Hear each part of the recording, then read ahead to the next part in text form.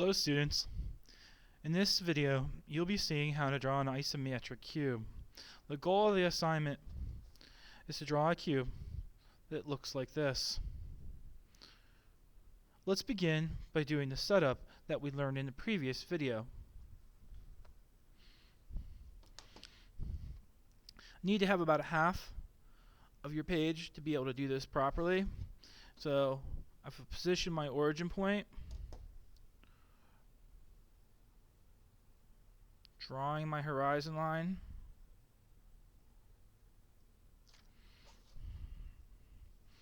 position my protractor, mark my angles. The second time through I will mark all three of them at the same time. For this drawing, the axis of all our lines are going to be 2 inches long.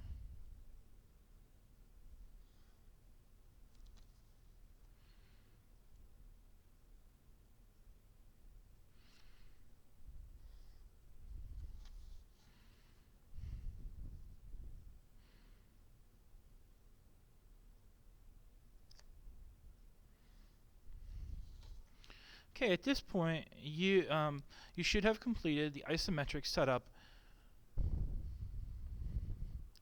From here, we're now going to go ahead and draw lines that are parallel to the z-axis. To do this, we need to make sure that we draw these lines at 90 degrees to the horizon, just like we had in the past. So, to accomplish this, we're going to take our protractor and we're going to lay the hole over top of the end line. We're going to make sure that the horizon line is parallel to the original horizon line down here. In this case, it also lines up with the blue line on my paper. I'm going to go ahead and mark 90 degrees. And now draw a 2-inch line .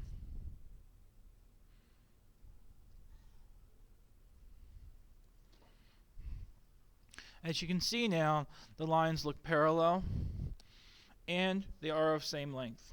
I'm going to repeat the process on the other side.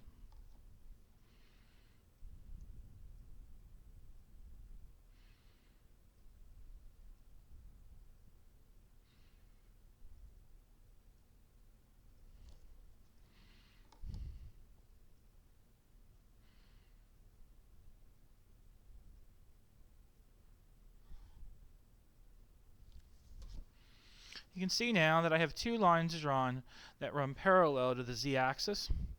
Now I'm going to go ahead and draw lines that are parallel to x and y to close off the sides of the isometric cube. You want to check your measurements to make sure that you're 2. But if you've done everything right to this point, the distance should already be determined for you.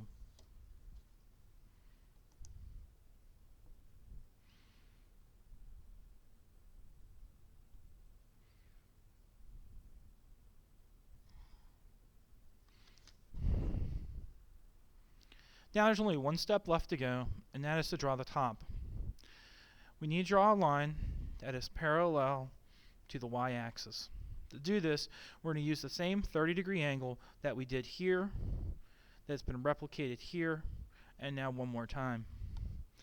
We're going to put our protractor at the corner of z and x. We're going to make sure that the horizon line is parallel. I'm going to mark at 30 degrees. And now I'm going to draw a 2-inch line along that.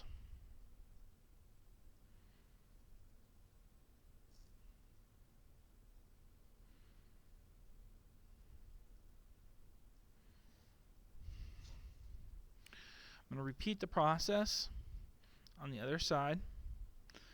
Now if you have everything correct, it should simply just match up. And there you have your completed isometric cube. If you have any questions, please see your teacher.